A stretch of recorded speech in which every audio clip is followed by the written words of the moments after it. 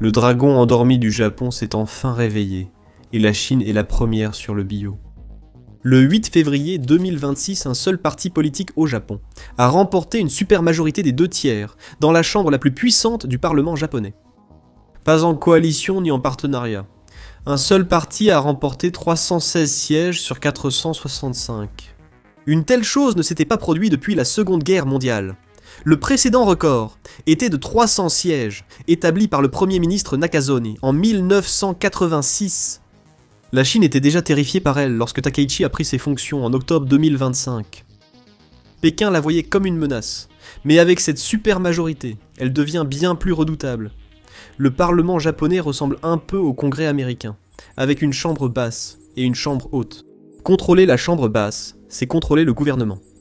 Avec une super majorité des 2/3 à la chambre basse, vous pouvez passer outre les blocages de la chambre haute. Cela signifie que Takaichi peut faire adopter presque toutes les lois qu'elle souhaite, sauf les amendements constitutionnels. Craig Mark, politologue à l'université Hosei, l'a déclaré à Al Jazeera. Les résultats lui offrent la meilleure chance de transformer l'image pacifiste du Japon. Ce qui inquiète la Chine, c'est la déclaration de Takaichi. 3 mois avant même que ce vote n'ait lieu, en novembre 2025, lors d'une session de la commission budgétaire au Parlement japonais, Takaichi a reçu une question hypothétique. Dans quelle situation une attaque chinoise contre Taïwan menacerait-elle la sécurité du Japon ? Sa réponse a été très précise. Elle a appelé cela une Sonritsu Kikijitai, ce qui se traduit par une situation menaçant la survie.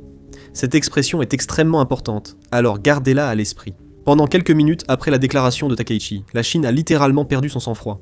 Leur réponse immédiate a été de publier leur propre courte déclaration. Xu Jian, le consul général chinois à Osaka, a partagé un article de presse sur les propos de Takaichi, et a ajouté 7 mots. Le sale coup qui s'immisce doit être tranché.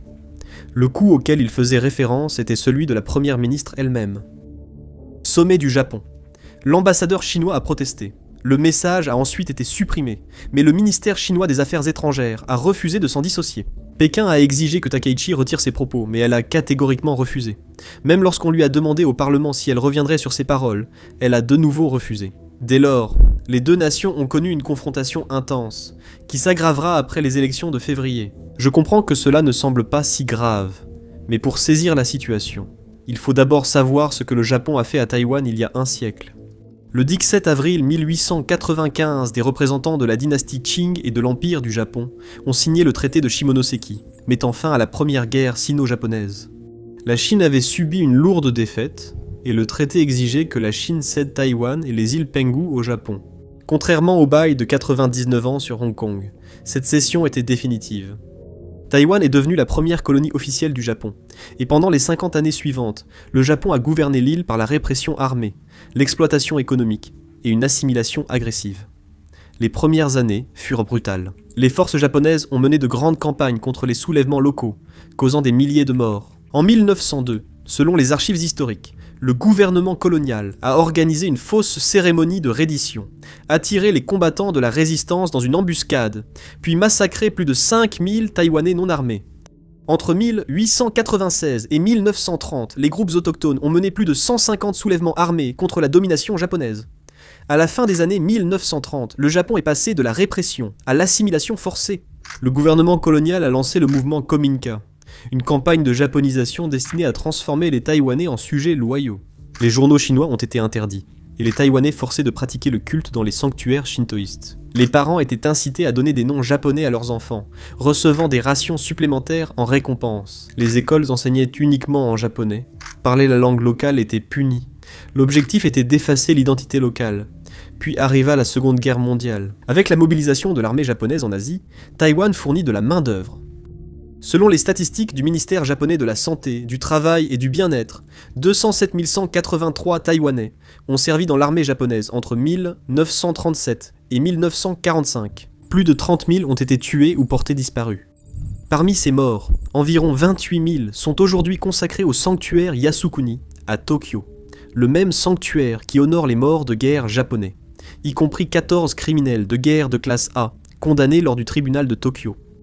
Leurs âmes, selon le shintoïsme, reposent près des soldats qui les ont colonisés.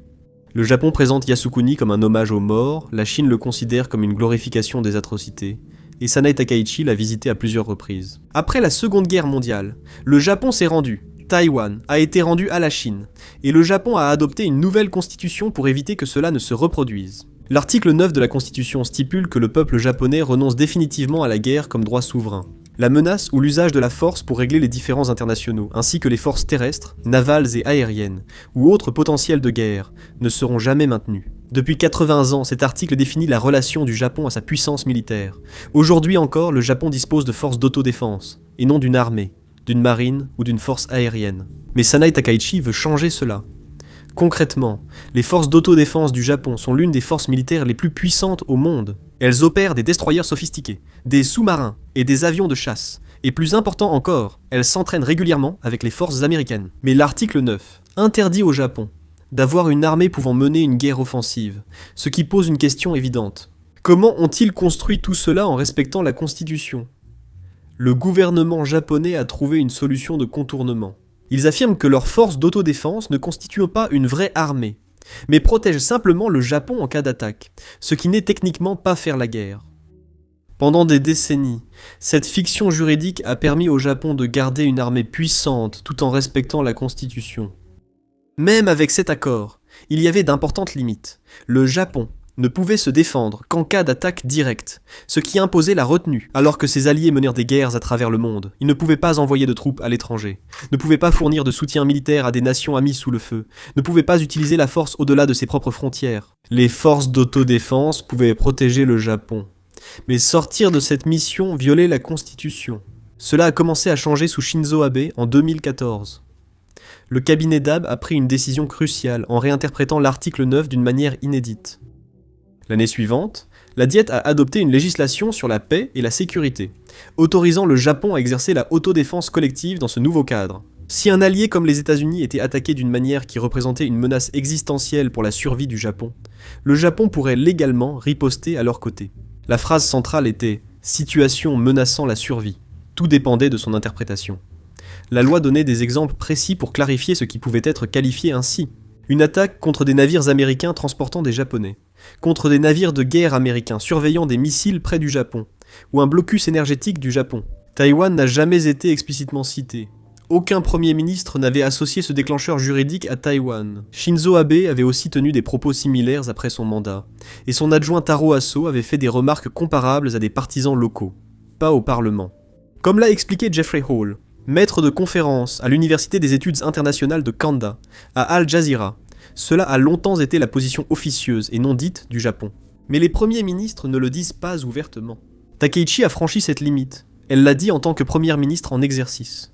Officiellement. Dans le cadre le plus formel possible. Sanae Takeichi n'est pas une politicienne japonaise typique. Dans un pays dominé par les dynasties familiales, elle a émergé sans antécédent, proche de l'establishment.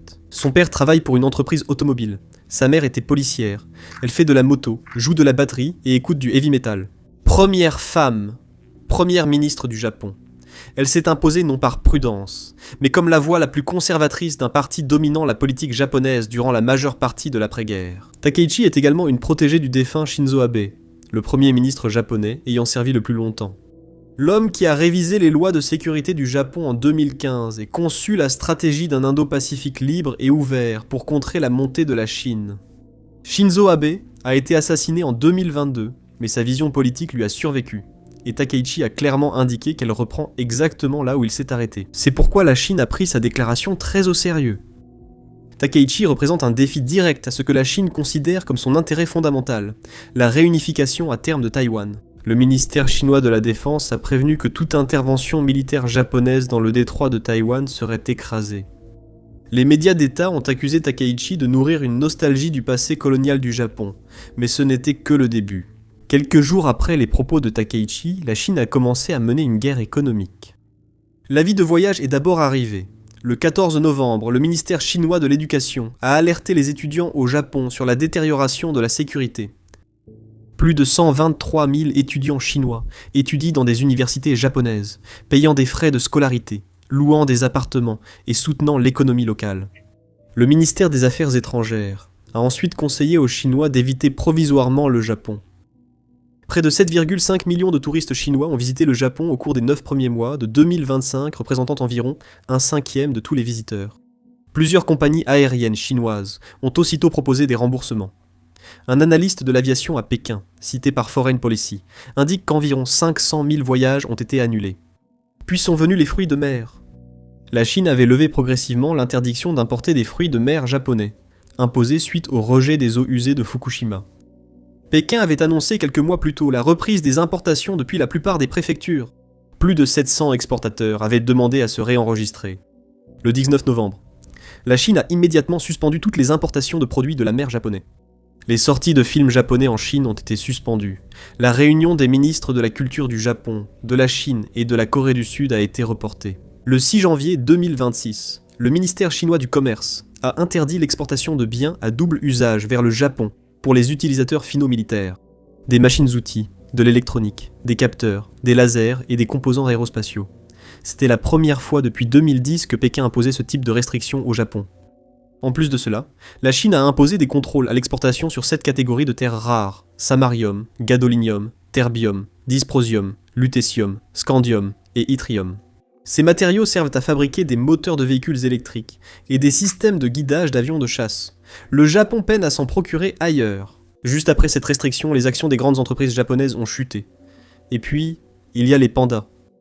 Tokyo négociait avec la Chine pour prolonger le séjour du panda à Zoo d'Ueno, ou obtenir des remplaçants. Mais au lieu de cela, la Chine a annoncé que Shaoxiao et Lei rentreraient chez eux, avec un mois d'avance sur le calendrier. Les économistes ont estimé que l'absence coûterait à la région du Zoo d'Ueno environ 128 millions de dollars par an en perte de tourisme et de marchandises. Retirer ces pandas, c'était comme rappeler un ambassadeur. Au lieu de reculer, Takeichi a intensifié ses efforts et convoqué des élections anticipées. Le 19 janvier 2026, Takeichi a annoncé qu'elle dissoudrait le Parlement et organiserait des élections générales pour le 8 février, c'était un pari énorme. Première ministre depuis moins de 4 mois, alors que son parti perdait du soutien depuis des années, Takeichi possédait une vraie popularité, contrairement à ses prédécesseurs. Depuis son entrée en fonction, elle bénéficiait d'un taux d'approbation extrêmement élevé. Elle a su cultiver une présence habile sur les réseaux sociaux. Les jeunes électeurs, habituellement désengagés de la politique japonaise, commencent soudainement à s'y intéresser.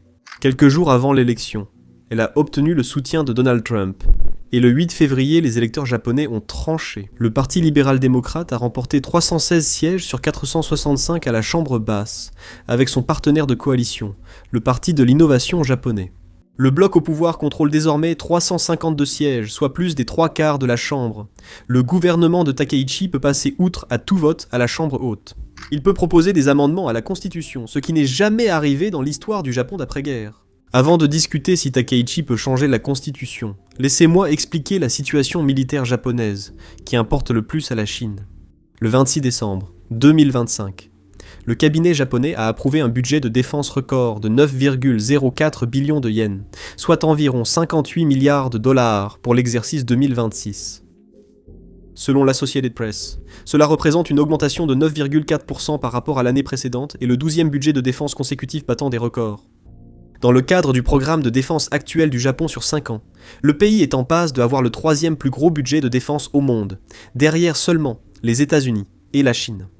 Et le gouvernement de Takeichi s'est engagé à atteindre l'objectif de 2% du PIB d'ici mars, soit 2 ans plus tôt que prévu initialement. Ce chiffre de 2% est important car il représente la norme de l'OTAN, que les États-Unis demandent à leurs alliés d'atteindre depuis des années. Le Japon atteignant cet objectif plus tôt que prévu montre le sérieux du gouvernement Takeichi face à la menace chinoise et le changement radical de la posture sécuritaire du pays en moins d'une génération. Mais où va tout cet argent, au juste ? En janvier 2024, le Japon a annoncé un accord de 2,35 milliards de dollars pour 400 missiles de croisière Tomahawk, dont 200 de la variante Block 4 et 200 de la variante Block 5.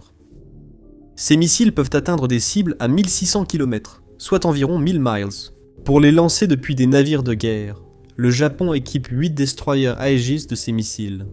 Et le destroyer JS Chokai est actuellement modifié pour pouvoir lancer des Tomahawk, avec une finalisation prévue pour mars 2026. Réfléchissez à ce que cela représente. Après la Seconde Guerre mondiale, les États-Unis ont principalement rédigé la constitution japonaise, notamment l'article 9 pour éviter que le Japon ne menace ses voisins à nouveau.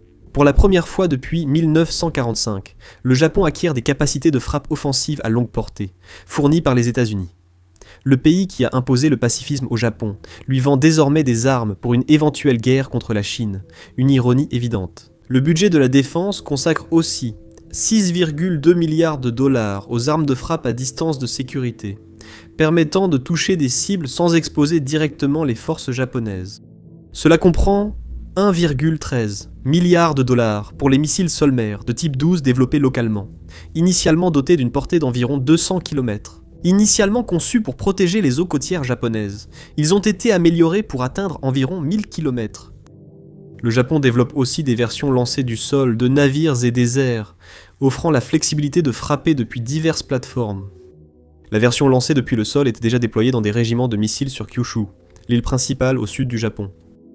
Le Japon investit aussi plus d'1 milliard de dollars dans le développement d'un avion de chasse furtif de nouvelle génération avec la Grande-Bretagne et l'Italie, via le programme GCAP, prévu pour 2035 avec des drones équipés à intelligence artificielle à ses côtés. L'Australie a choisi Mitsubishi Heavy Industries du Japon pour construire des frégates améliorées, marquant la première exportation de technologie navale militaire japonaise depuis la Seconde Guerre mondiale, et brisant encore un tabou d'après-guerre. Ensuite, il y a SHIELD. Non, pas le SHIELD de Marvel. Selon Naval News, le budget comprend 640 millions de dollars pour de nouveaux systèmes de défense côtière à plusieurs couches, construits autour de systèmes aériens, de surface et sous-marins sans pilote. Un réseau intégré de drones pour détecter, suivre et éventuellement engager des menaces près des côtes japonaises. Et ce périmètre n'est pas installé autour de Tokyo ou d'Osaka. Il est construit autour des îles du sud-ouest du Japon, celles qui se trouvent juste à côté de Taïwan. La chaîne des îles Ryukyu s'étend au sud-ouest des principales îles japonaises, à travers la mer de Chine orientale, comme un collier de perles, formant une barrière naturelle entre l'océan Pacifique et le continent chinois. À l'extrémité de cette chaîne se trouve Yonaguni, l'île habitée la plus à l'ouest du Japon, et elle est extrêmement proche de Taïwan. Yonaguni se trouve à environ 111 km des côtes taïwanaises. Elle est plus proche de Taipei que d'Ishigaki, sa propre île japonaise la plus proche. Par temps clair, on peut même voir les montagnes de Taïwan depuis le cap ouest de Yonaguni. Tokyo, en comparaison, se trouve à 2000 km dans l'autre direction. Le Japon militarise discrètement ces îles depuis des années, les transformant en un réseau de déni d'accès et d'interdiction de zones. Pour rendre extrêmement coûteux pour la Chine de projeter sa puissance dans le Pacifique, Yonaguni a reçu sa première garnison militaire d'environ 150 soldats et une station de surveillance côtière en 2016. Ishigaki, une île plus grande de l'archipel, a reçu dès 2023 des batteries de missiles anti-navires et anti-aériens. En 2024, 7 compagnies de missiles surface-surface ont été déployées à travers Miyako, Ishigaki et Amami-Oshima. Des unités de guerre électroniques ont aussi été déployées à Yonaguni, avec des systèmes pour brouiller radars et communications ennemies. Cela pourrait aveugler les forces chinoises lors des premières heures d'un conflit. Depuis des décennies, la Chine tolérait le renforcement militaire du Japon à cause de l'article 9, tant que le Japon maintenait la fiction juridique selon laquelle il ne pouvait pas mener de guerres offensives. Pékin se persuadait que tous ces destroyers et avions de chasse n'étaient autres que pour la parade, et que le Japon resterait en retrait quoi qu'il arrive. Mais la déclaration de Takaichi a brisé cette compréhension, en liant explicitement le cadre de l'autodéfense collective du Japon à Taïwan. Elle a averti la Chine que toute invasion signifierait désormais combattre à la fois les États-Unis et le Japon en même temps, si la Chine décidait d'envahir Taïwan. Et les responsables et les experts citent fréquemment 2027 comme l'année où l'armée populaire de libération aura la capacité de tenter cela. Ils se préparent à affronter la flotte américaine, la force navale la plus puissante du monde. Cela représenterait déjà un défi majeur, obligeant la Chine à vaincre les groupes aéronavals américains, les sous-marins et les bombardiers à long rayon d'action venant de bases du Pacifique. La marine américaine se prépare à ce scénario depuis des décennies, simulant chaque variation possible. En construisant des armes et des tactiques spécifiquement conçues pour défendre Taïwan, ajoutez le Japon à l'équation. Et une invasion réussie semble presque impossible, du moins pas en 2027. Selon le Centre américain de données sur la main-d'œuvre de la défense, les États-Unis maintiennent environ 53 000 militaires en service actif au Japon, plus que dans tout autre pays du monde. Environ la moitié d'entre eux sont concentrés à Okinawa, y compris environ 19 000 marines de la 3e force expéditionnaire des marines sous 3e MEF, une unité spécialement conçue pour la réponse rapide aux crises et la guerre amphibie. Ces mêmes marines interviendraient en premier lors d'une crise à Taïwan. Ils sont formés pour s'emparer d'îles, établir des têtes de pont et opérer dans l'environnement contesté qu'impliquerait un conflit à Taïwan. Cependant, la présence américaine n'est qu'un début. Le Japon dispose de ses propres forces redoutables, La force maritime d'autodéfense japonaise exploite 155 navires, dont 4 porte-aéronefs qui ont été reclassés pour opérer des chasseurs F-35B. 36 destroyers équipés du système de combat Aegis et 23 sous-marins d'attaque parmi les plus silencieux au monde. Les 2 navires de classe Izumo du Japon étaient initialement désignés comme destroyers porte-hélicoptères, car il était politiquement impossible de les nommer porte-avions, sous l'ancienne interprétation de l'article 9, interdisant les capacités militaires offensives. Avec la dégradation de la sécurité et la montée de la marine chinoise, le Japon a su évoluer au fil des ans.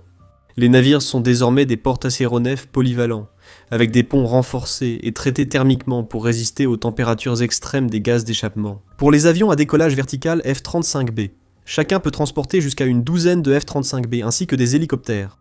Le Japon peut désormais projeter sa puissance aérienne loin de ses îles grâce à ses porte-avions, même s'ils portent un autre nom. Sa force sous-marine est aussi remarquable. Les sous-marins Soryu utilisent des batteries lithium-ion avancées, ce qui les rend extrêmement silencieux en immersion. Ils figurent parmi les sous-marins diesel électriques les plus difficiles à détecter au monde. Les nouveaux sous-marins de la classe Taege, dotés de systèmes de propulsion et de capteurs encore plus avancés, entrent actuellement en service, renforçant ainsi l'avantage sous-marin du Japon. Avec le tonnage total de sa flotte, le Japon a la 6e plus grande marine mondiale. Contrairement à d'autres marines de cette taille, presque tous ces navires sont modernes, bien entretenus et armés par des professionnels très qualifiés.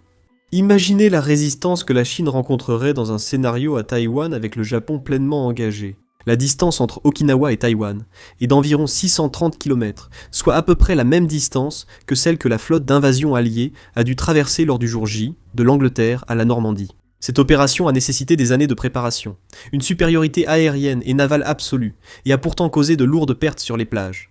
Le défi chinois serait bien plus grand. Contrairement à la Manche, simple étendue d'eau, la chaîne d'îles Ryukyu au Japon constitue une barrière naturelle. Une série de porte-avions insubmersibles dotés de stations radars, de batteries de missiles et de bases aériennes, que toute force navale chinoise devrait soit traverser de force, soit contourner. Il est clair que le Japon joue déjà un rôle majeur pour contenir la Chine. Et les implications d'un amendement constitutionnel à l'article 9 seraient énormes, mais y parvenir est loin d'être simple. La révision de l'article 9 exige une majorité des 2/3 dans les 2 chambres du Parlement, ce qui complique la tâche de Takaichi. Un amendement doit être approuvé par 2/3 des 2 chambres du Parlement. Nous l'avons déjà évoqué. Takaichi détient la majorité à la chambre basse, mais pas à la haute, ce qui bloque la première étape. Même après les élections de 2028 et avec assez de sièges, elle devra toujours coopérer avec les partis d'opposition. Beaucoup s'opposent fermement à la révision de l'article 9 dont le Parti démocrate pour le peuple qui l'a aidé à former le gouvernement. Le gouvernement soutient en principe la révision constitutionnelle, mais reste prudent quant aux détails. Le Parti démocrate constitutionnel, le principal parti d'opposition, y est fermement opposé. Ce que Takaichi peut faire pour l'instant, c'est tout, sauf une révision formelle de la Constitution. La deuxième étape n'entre en jeu que lorsque les 2 chambres adoptent l'amendement à la majorité qualifiée. L'amendement est alors soumis à un référendum national, rendant la suite imprévisible. C'est la 3e étape. Après l'approbation de l'amendement par les 2 chambres, le cabinet fixe la date du référendum, qui doit se tenir entre 60 et 180 jours après l'approbation parlementaire. Les électeurs votent séparément sur chaque amendement proposé, devant l'approuver ou le rejeter. Les citoyens japonais de 18 ans et plus peuvent alors voter, selon les mêmes modalités qu'une élection nationale, avec bureau de vote et dépouillement identiques partout. Le problème est que les électeurs japonais n'ont jamais eu de référendum constitutionnel. En 78 ans d'histoire de la Constitution, aucun amendement n'est jamais allé jusqu'à un vote public. Personne ne sait comment ils voteraient réellement, lorsqu'ils seraient confrontés au choix d'abandonner l'article 9. Certains sondages indiquent une faible majorité pour la révision, d'autres une opposition, selon la formulation des questions. Les jeunes électeurs sont plus ouverts à la révision, tandis que les plus âgés tiennent à la clause pacifiste. Les habitants d'Okinawa, qui accueillent la majorité des bases militaires américaines et se souviennent de la dévastation de la bataille d'Okinawa, sont généralement plus opposés à la militarisation que les électeurs de Tokyo ou d'Osaka. Et puis il y a le problème de l'argent, et c'est plutôt un gros problème. La dette publique du Japon dépasse déjà 200% du PIB, le ratio le plus élevé du monde développé, et de loin. La situation est aggravée par la démographie japonaise. Près de 30% de la population a plus de 65 ans, un chiffre en hausse constante. Les coûts de santé explosent, les retraites augmentent, et la population active, qui paie des impôts, baisse chaque année. Le gouvernement de Takeichi prévoit d'augmenter les impôts sur les sociétés et le tabac pour aider à financer les dépenses de défense et à approuver des hausses de l'impôt sur le revenu à partir de 2027. Cela touchera directement les électeurs de la classe moyenne. Mais il reste à savoir si cela comblera réellement le déficit. Les dépenses de défense sont censées atteindre 2% du PIB et s'y maintenir, ce qui signifie qu'il faut trouver 15 à 20 milliards de dollars supplémentaires par an par rapport au budget précédent. Cet argent doit bien venir de quelque part, et aucune des options n'est vraiment attrayante. On peut augmenter les impôts, mais si on le fait trop, on perd les élections. Réduire les programmes sociaux comme la santé ou les retraites serait un suicide politique dans un pays où près d'un tiers des électeurs sont âgés. Sinon, on peut encore plus s'endetter, augmentant le ratio d'endettement et risquant une crise qui déstabiliserait l'économie. Chaque option présente de sérieux risques politiques et économiques, que Takeichi doit gérer tout en maintenant la cohésion de sa coalition. Et enfin, il y a le risque dont personne ne parle, et c'est peut-être le plus dangereux. Un Japon plus fort pourrait ne pas dissuader la Chine d'agir contre Taïwan. Cela pourrait en fait accélérer le calendrier, rendant la guerre plus probable plutôt que moins. Pensez-y du point de vue de Pékin. Chaque année qui passe, le Japon devient plus fort, avec plus de missiles Tomahawk, plus de F-35, plus de sous-marins, une meilleure intégration avec les forces américaines. Le périmètre défensif autour des îles Ryukyu devient plus difficile à se pénétrer. La fenêtre pour une invasion réussie de Taïwan se rétrécit. Si vous êtes un planificateur militaire chinois et que vous comparez 2027 à 2030, vous verrez qu'attendre rend votre tâche considérablement plus difficile. Plus la Chine attend, plus le Japon a de temps pour déployer des armes, constituer des stocks de missiles et de munitions, et fortifier ces îles du sud-ouest en une barrière impénétrable. Des stratèges craignent qu'en confiant ce mandat à Takeichi et le capital politique pour renforcer rapidement l'armée japonaise, le détroit de Taïwan devienne plus dangereux à court terme.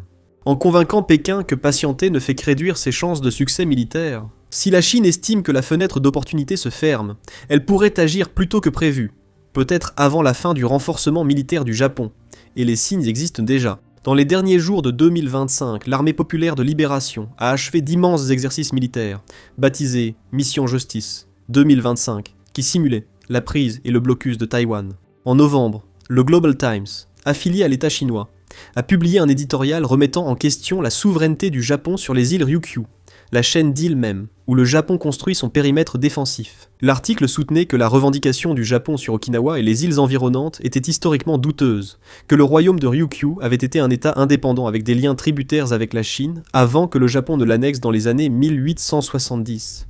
Le Global Times, média du Parti communiste chinois, ne publie pas ce type de tribune par hasard. Chaque mot est vérifié et chaque argument approuvé. Contester la souveraineté du Japon sur Okinawa et les îles du sud-ouest est un message direct à Tokyo. Si le Japon veut jouer la carte de Taïwan et déclarer qu'il défendra l'île, la Chine peut jouer la carte d'Okinawa et suggérer que le Japon lui-même occupe un territoire qui ne lui appartient pas. Alors, où cela nous mène-t-il ? La Chine affirme qu'une élection ne changera pas sa politique, mais elle a déjà rappelé ses pandas, interdit les fruits de mer japonais, annulé des vols, restreint les exportations de terres rares, interdit les technologies à double usage et déclaré le dialogue inacceptable. Beaucoup de mesures pour un pays affirmant qu'au Japon rien n'a changé.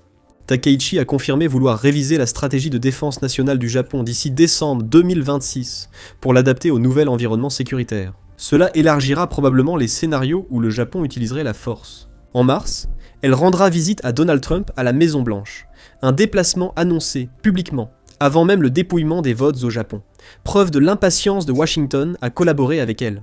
En avril, Donald Trump doit se rendre à Pékin pour rencontrer Xi Jinping, dans ce qui sera l'une des réunions diplomatiques les plus scrutées depuis des années. Ce cycle entre Tokyo, Washington et Pékin va tester un triangle diplomatique inédit depuis la guerre froide. Selon Reuters, Donald Trump a déjà demandé en privé à Takeichi de ne pas aggraver davantage le différend avec la Chine. Qu'elle l'écoute ou non, elle n'a pas gagné 316 sièges en étant prudente. Le Japon a maintenant un dirigeant avec le mandat électoral le plus fort depuis la Seconde Guerre mondiale. Une transformation militaire déjà en cours, avec des contrats signés et des armes en cours de livraison, ainsi qu'une voie juridique, cependant contestée. Pour combattre aux côtés de l'Amérique pour Taïwan. Tout s'organise pour que le Japon joue un rôle de combat majeur dans un conflit à Taïwan, ce qui semblait impensable il y a une génération. Impossible de dire si un Japon renaissant dissuaderait ou accélérerait une action chinoise sur Taïwan. La dissuasion affirme que des défenses renforcées préviennent la guerre en rendant l'agression trop risquée, ce qui semble plausible. L'histoire montre que les courses aux armements génèrent souvent des tensions menant à des conflits. La peur de l'avenir a amené des puissances à attaquer préventivement, au lieu d'accepter un lent déclin de leur puissance relative. Et cet écart entre la dissuasion et la provocation, entre une paix qui dure depuis 80 ans et une guerre qui pourrait remodeler le siècle, c'est précisément là que réside le danger.